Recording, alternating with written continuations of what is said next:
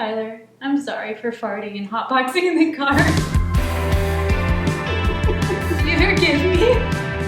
I forgive you. Hey, we are the Garbies, and this week we are apologizing, asking for forgiveness, and encouraging one another. So we are on a series called Deep Relationships, where we're looking at what does it mean, how do we actually live deeply with God and with people. And one of the things that we've seen is that if we're going to have these types of relationships, conflict is unavoidable. Yeah, so last week the guys talked about conflict, and we put a poll out on the video.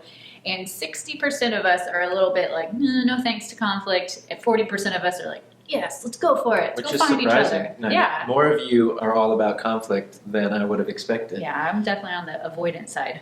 But one of the things that we learn when we encounter Jesus, when we read about his life and we read the New Testament, is that he invites us to be a part of his family, which is different from the world. And the way that we live and relate to one another should be one that's filled with grace and patience and humility. So there's an awesome passage from Colossians 3. So we're in verse 12. Since God chose you to be the holy people he loves, you must clothe yourselves with tenderhearted mercy, kindness, humility, gentleness, and patience.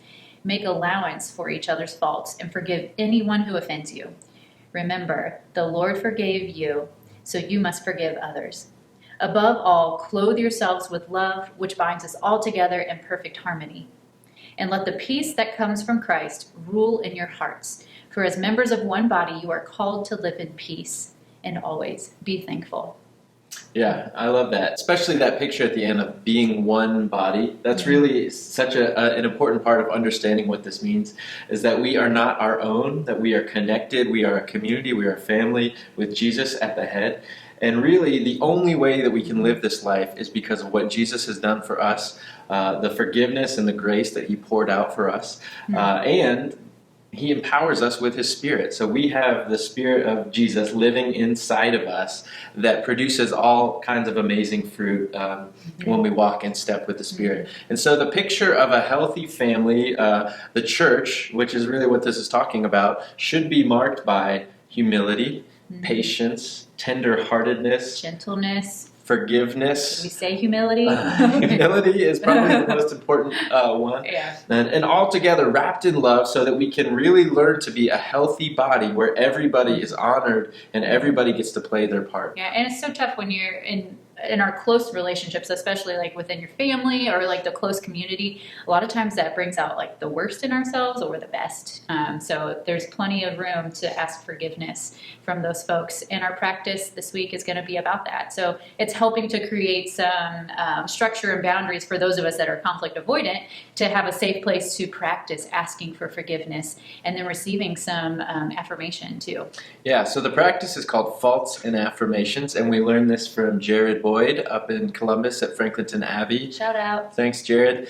And really, yeah, it creates a context for confessing to one another and extending forgiveness, and then also encouraging and calling out the good. So there's kind of an identity at play here as well. It's reminding us of who we really are in Christ and as a part of his family. We make allowance for one another's fault, and then we go over the top and we are encouragers. We call out the good. Yeah, so practically you could do this around the table with your family, with the kids, if you got them, with a close friend, whoever.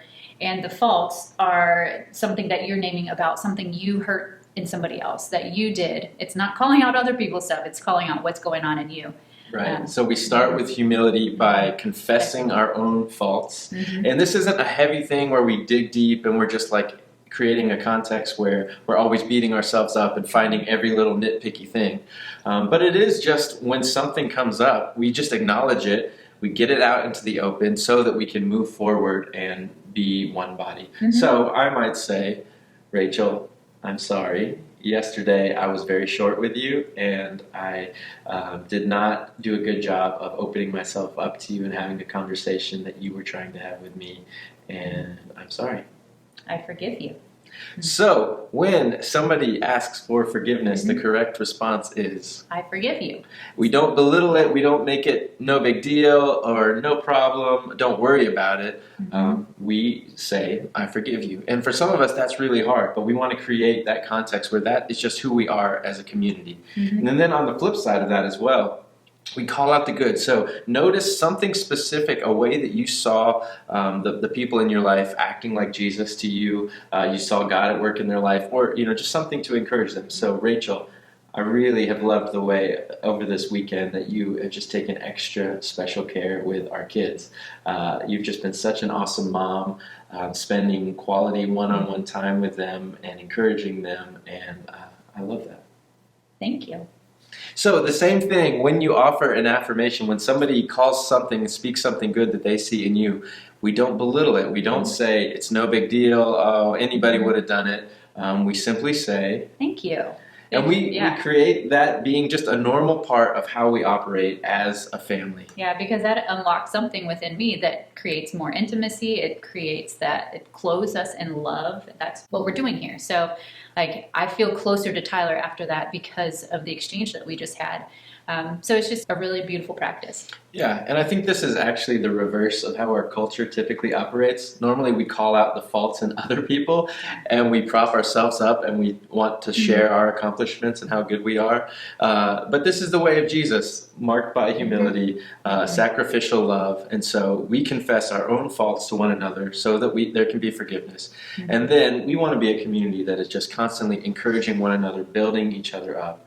So give it a shot this week. Faults and affirmations. Find the people that are closest to you. And if you've been living with any kind of person in the last several months, you have something to apologize for. Yeah. It has brought out the real stuff in us. So give it a shot. Have fun. We love you guys. Peace.